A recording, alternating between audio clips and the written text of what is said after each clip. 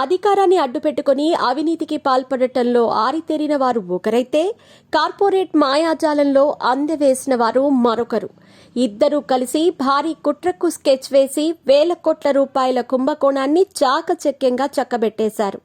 YS Jagan, Adani group అధినేత గౌతమ్ అదానీ ఏపీలో విద్యుత్ కొనుగోలు ఒప్పందాల పేరుతో చేసిన కుంభకోణం ఇది.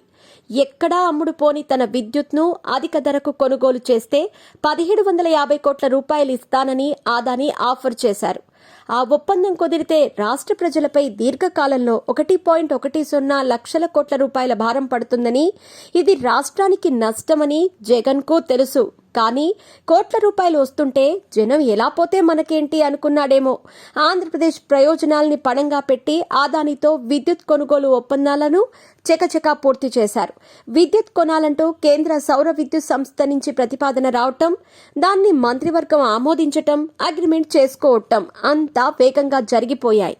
ప్రొడక్షన్ లింక్డ్ ఇన్సెంటివ్ స్కీమ్ కింద రాజస్థాన్లో సౌర విద్యుత్ ప్లాంట్ల ఏర్పాటుకు 2019లోనే అదానీ సంస్థతో సెకీ ఒప్పందం చేసుకుంది. తర్వాత సౌర విద్యుత్ ధరలు తగ్గటంతో అదానీ సంస్థ కోట్ చేస్తున్న ధరకు విద్యుత్ కొనేందుకు రాష్ట్ర ప్రభుత్వాలు ముందుకు రాలేదు.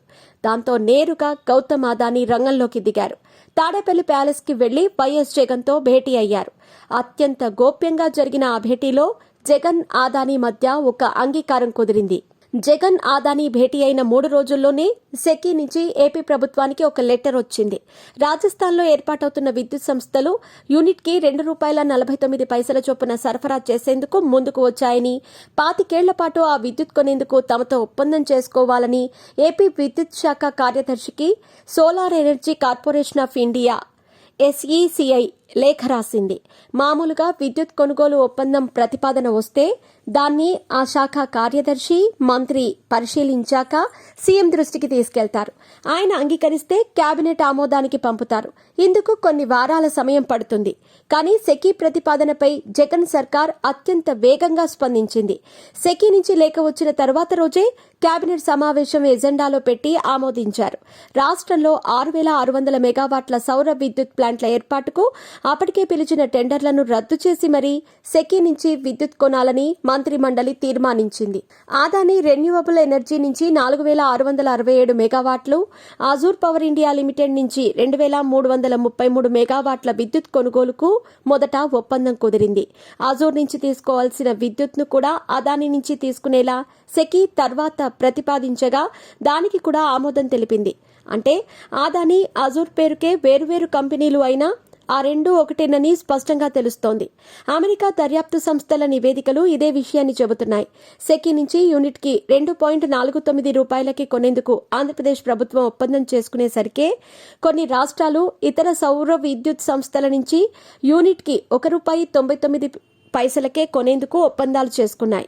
కానీ జగన్ సర్కార్ ఎన్ని ఆరోపణలు వచ్చినా లెక్క చేయకుండా సెకీతో ఒప్పందం కుదుర్చుకుంది. పైగా ఈ ఒప్పందంతో ఆంధ్రప్రదేశ్కి మేలు జరుగుతుందని బుకాయించింది. జగన్ సీఎంగా ఉండగా పారిశ్రామికవేత్తలు వచ్చి ఆయన్ను కలిసింది చాలా అరుదు. ఎప్పుడైనా ఒకరిద్దరు పారిశ్రామికవేత్తలు వచ్చి కలిసినా వారితో జగన్ మీటింగ్స్ ముక్తసరిగా జరిగేవి. కానీ అదానీతో జగన్ భేటీలు చాలా ఆత్మీయ వాతావరణంలో జరిగేవి. సాధారణంగా పారిశ్రామికవేత్తలు వచ్చి సీఎంను కలిసి రాష్ట్రంలో పెట్టుబడుల గురించి మాట్లాడితే ముఖ్యమంత్రి కార్యాలయం ఆ సమాచారాన్ని మీడియాకు విడుదల చేస్తుంది. పెట్టుబడులు ఖాయమైతే మీడియా సమావేశం ఏర్పాటు చేసి మరీ ప్రకటిస్తారు. అదానీ లాంటి ప్రముఖ పారిశ్రామికవేత్త వచ్చి జగన్ను కలిస్తే ఇంకెంత హడావుడి చేయాలి.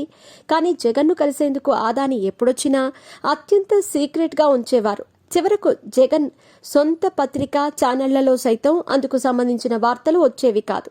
2021 నవంబర్ 20వ తేదీన జగన్తో అదానీ కుటుంబ సభ్యులు చాలాసేపు సమావేశమయ్యారు.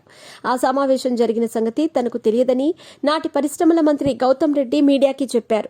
అదానీ వచ్చి జగన్ను ఎప్పుడు కలిసినా తర్వాత కొద్ది రోజులకే ఆ సంస్థకు ఏ పోర్టో ప్రాజెక్టో కట్టబెడుతూ ప్రభుత్వం నిర్ణయం తీసుకుంటూ ఉండేది.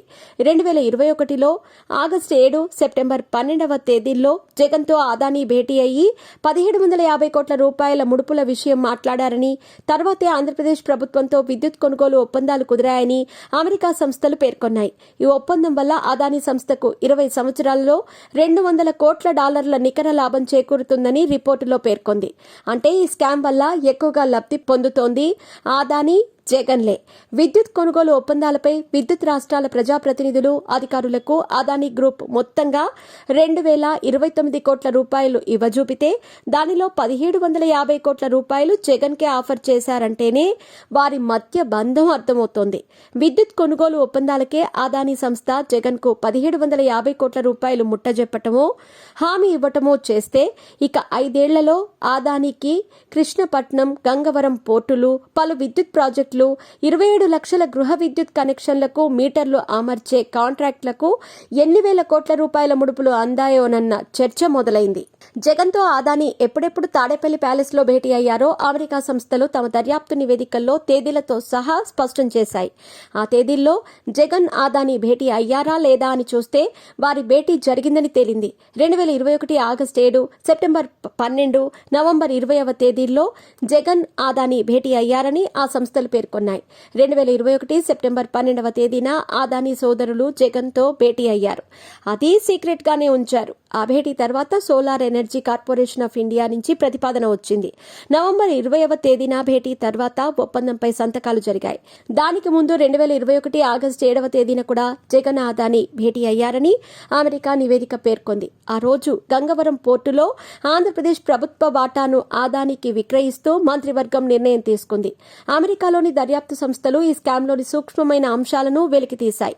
ముడుపులు చెల్లించే క్రమంలో ఎవరెవరు ఎక్కడెక్కడ ఎప్పుడెప్పుడు ఎలా కలిశారు, వారి మధ్య ఎలాంటి ఉత్తర ప్రత్యుత్తరాలు జరిగాయి అనే వివరాలను కూడా వెల్లడించాయి. అమెరికాలో కూర్చొని మరీ ఆంధ్రప్రదేశ్లోని తాడేపల్లి ప్యాలెస్లో జరిగిన భేటీల సారాంశాన్ని తమ అభియోగ పత్రంలో పేర్కొన్నాయి.